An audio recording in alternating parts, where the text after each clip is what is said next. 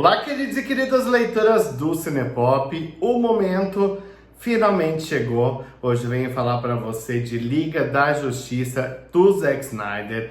Eu assisti a produção, que tem 4 horas e 1 minuto de duração. Ela é dividida em 6 capítulos, já está disponível na internet aí em VOD, que é Video On Demand. Cada site está um valor. E eu posso dizer que foi o maior plot twist da história recente do cinema. Muita gente achou que o Zack Snyder estava blefando, que ele não tinha esse corte dele, inclusive esse que vos fala. E eu mordi a língua, acredito que muitos de vocês aí em casa morderam a língua também, mas tudo bem. As primeiras fotos que ele divulgou, com o CGI ainda inacabado, as primeiras cenas em preto e branco, eu achei que o diretor podia estar blefando mesmo, mas ele não estava. Liga da Justiça de Zack Snyder é tudo aquilo que os fãs esperavam do filme, desse primeiro crossover da DC, dos grandes heróis da DC, e ele deixa a versão do Joss Whedon, diretor dos Vingadores, que a Warner chamou correndo para finalizar a produção, sem tempo para fazer refilmagem, sem tempo para editar, e que ficou aquela coisa, eu não vou falar filme porque aquilo não é um filme, é uma coisa mesmo. Agora, finalmente, a verdade é revelada e nós somos premiados com uma obra-prima do cinema, e os fãs do Zack Snyder que fizeram a campanha Release the Snyder Cut estavam certíssimos. So begins the end. O Zack Snyder começou esse universo da DC dele com O Homem de Aço, um filme que eu gosto bastante. Eu adoro o Henry Cavill no papel de Superman, apesar de ele ter poucas falas, eu acho que é uma coisa do personagem mesmo. E aí veio, anos depois, Batman vs Superman, que é um filme que, na minha opinião, tem muitos problemas, muitos cortes secos, muitas resoluções primitivas. Aquela cena da Marta, né, da mãe, eu achei que ela foi muito mal editada, poderia ter sido uma cena épica. E aí a Warner ficou com um pé atrás, porque Batman vs Superman foi um filme divisor de opinião dos públicos. Teve gente que amou o filme, teve gente que odiou o filme, e a Warner estava atrás de dinheiro, claro. É um filme que tem que arrecadar pelo menos 1 bilhão nas bilheterias, e foi uma coisa que não aconteceu. E o Zack Snyder já estava trabalhando em Liga da Justiça, mas era realmente um roteiro muito complexo, que é o que a gente pôde ver nessa versão dele, que demoraria muito tempo para mostrar as resoluções. Um filme de 4 horas, imagina, a Warner ia brigar muito com ele para ele lançar um corte no cinema de até 2 horas, 2 horas e meia, que foi o que aconteceu. Então o Zack Snyder acabou abandonando a produção, a filha dele suicidou, ele teve problemas pessoais, mas ao mesmo tempo também ele cansou de brigar com a Warner, queria ter um controle criativo sobre a obra dele, que ele não estava disposto a permitir. Eis que 3 anos depois, com uma campanha dos fãs que moveu a internet, eles colocaram outdoor em San Diego, eles colocaram um avião com placa Release the Snyder Cut, e eles conseguiram o que eles queriam, que era finalmente ver essa obra do Zack Snyder. A Warner decidiu dar 70 milhões para ele refilmar algumas cenas, as cenas do Nightmare do Batman, aquela cena do pesadelo que realmente precisava ter.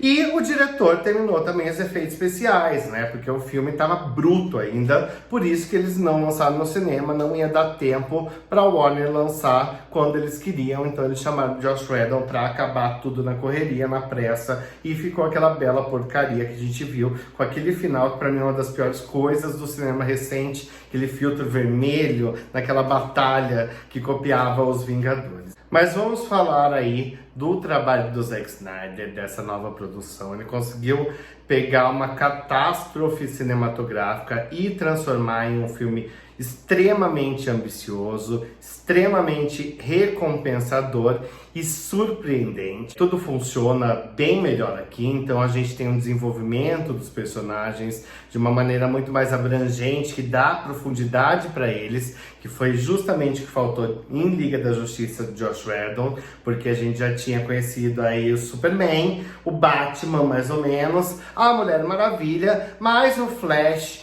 o Aquaman e o Cyborg, a gente não tinha tido aprofundamento nenhum neles, então foi tudo corrido ali no Liga da Justiça e não teve embasamento nenhum nos personagens.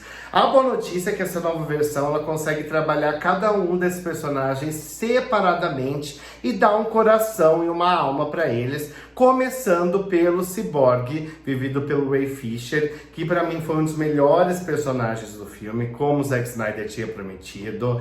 Ele consegue trabalhar todo o dilema do personagem, desde a família até o acidente. Ele conseguiu criar uma história meio do Frankenstein mesmo, que o personagem ele acaba ficando metade humano e metade robótico, e ele precisa lutar para conseguir manter a humanidade dele. Então é uma das partes mais dramáticas do filme. Ele consegue criar um roteiro que conta a origem de cada um desses personagens de uma maneira muito mais calma, muito mais apreciativa e que funciona muito mais em tela. Então a gente tem um filme de 4 horas que realmente não parece ter 4 horas de duração. O Flash também é muito melhor trabalhado, ele não é aquele Flash bobão. Ele tem todo um arco romântico com a Iris West, vivida aí pela Kiersey Clemons, que vai voltar no filme solo do personagem. Então também ele é muito melhor trabalhado. E o Aquaman, que também tem um desenvolvimento muito melhor, apesar que não fica muito diferente da versão do Josh Whedon.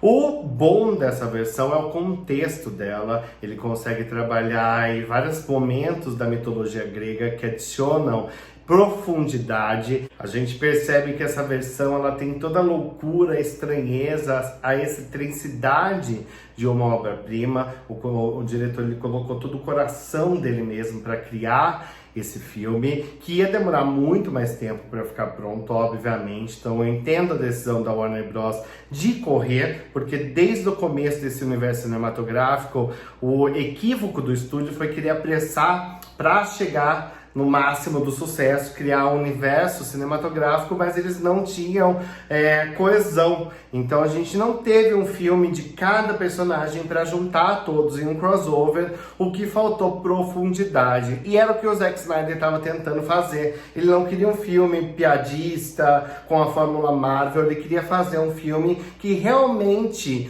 tivesse uma narrativa, que realmente entrelaçasse a história de cada um desses meta-humanos para fazer sentido pra gente, para ter uma coesão, e ele consegue fazer isso de uma maneira primorosa.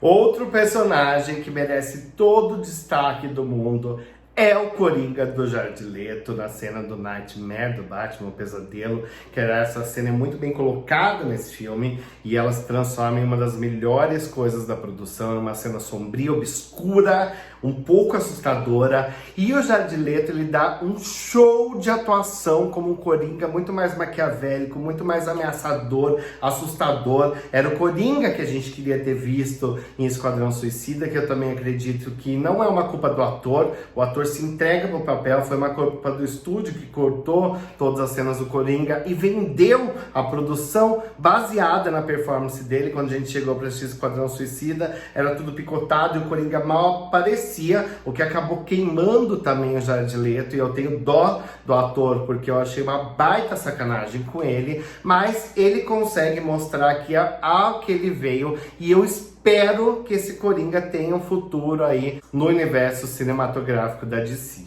A trilha sonora do corte do Snyder é primorosa, ao invés daquela trilha sonora bem comercial, bem pífia mesmo, do Danny Elfman. Ele chamou o Junkie XL, que já tinha ajudado na versão aí do Hans Zimmer, e ele consegue criar uma trilha sonora que explode na cena de ação. Então a cena de ação, apesar de ter algumas com uma montagem diferente só e algumas cenas de ação adicionadas, elas têm um teor muito mais épico com essa trilha sonora criada para o filme, que realmente traz batidas ali inovadoras e que conseguem passar toda a tensão e ansiedade que o espectador quer de uma cena de ação. Não fica aquela coisinha bem arroz com feijão que era do filme anterior. São cenas de ação épicas, com uma paleta de cores muito melhorada, desaturada, não fica aquelas cenas de ação coloridas da outra versão. E também nos momentos dramáticos, o Junkie ele consegue trazer uma trilha sonora arrebatadora,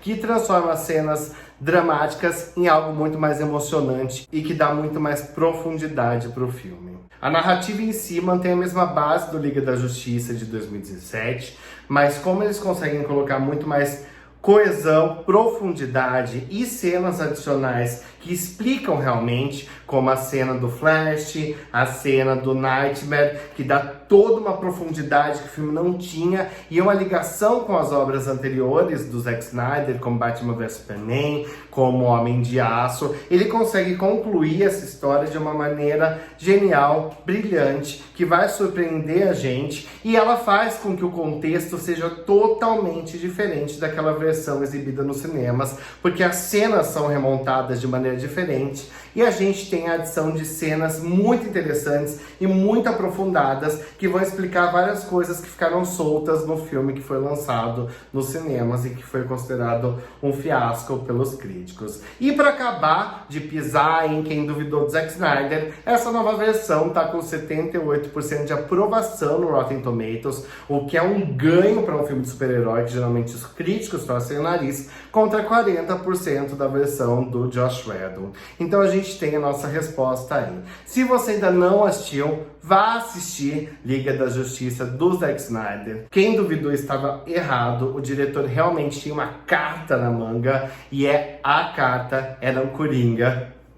Desculpa o trocadilho, não podia perder, porque é um filmão e merece ser assistido. 4 horas que passa rapidinho, a gente nem vê, e cenas de ação épicas que transformam a obra dele em uma verdadeira obra-prima do cinema recente, e um filme de super-heróis totalmente diferente daquilo que a gente está acostumado a ver. Pro pessoal que reclama aí da fórmula Marvel, que sempre traz filmes iguais, a gente finalmente tem um filme de super-herói realmente diferente e que vai deixar você chocado. O filme não tem uma cena pós-créditos, então não precisa assistir até o final dos créditos, já são 4 horas, mas ele termina ali com uma cena realmente chocante, que eu gostaria de ver a continuação aí desse universo criado pelo Zack Snyder, mesmo o diretor falando que ele não tem interesse de retornar para um Liga da Justiça 2, principalmente depois de tudo que ele passou com o estúdio, e ele está certo.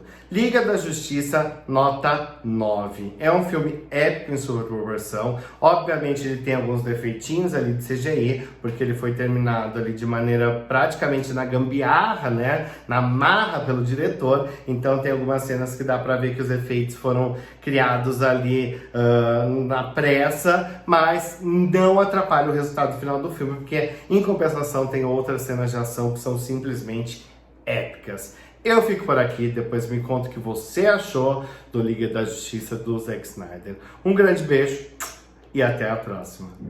Is now.